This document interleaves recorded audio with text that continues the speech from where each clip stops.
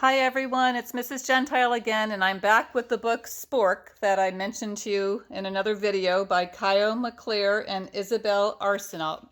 And please be patient with me because I've never done a book on a video before with my cell phone, so this is new for me.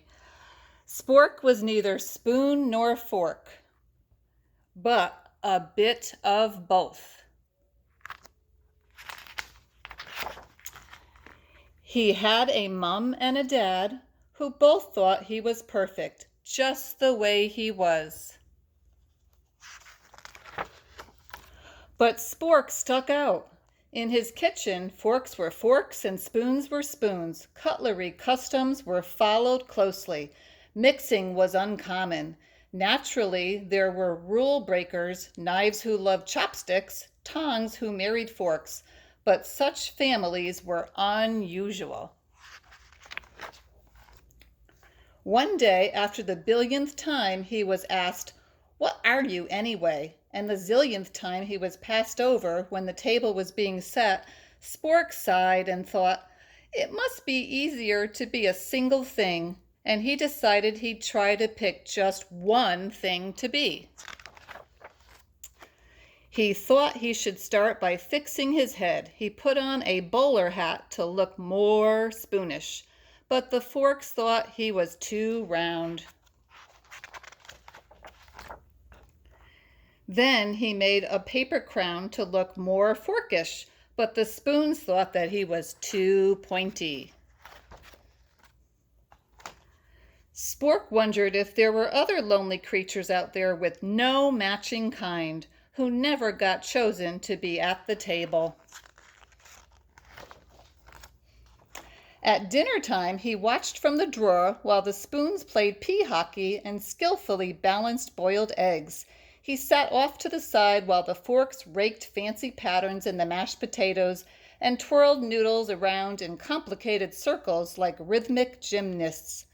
And at the end of this and every other meal, Spork looked on while the others enjoyed a super bubbly bath in the sink.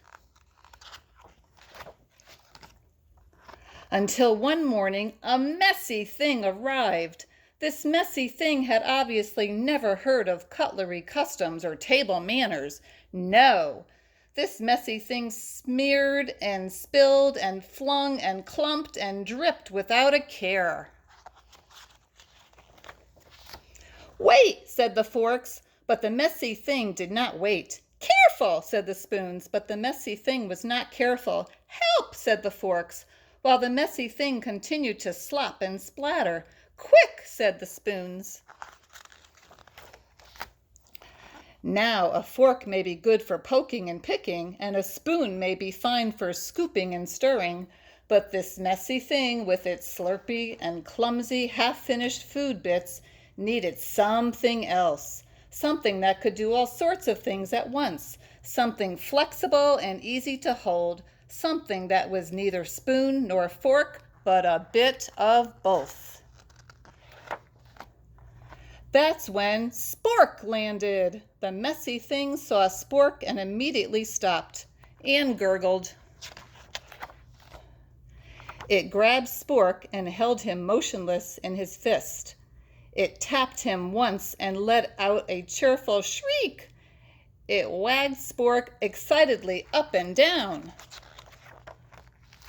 And that's how Spork finally and happily found his way to the table.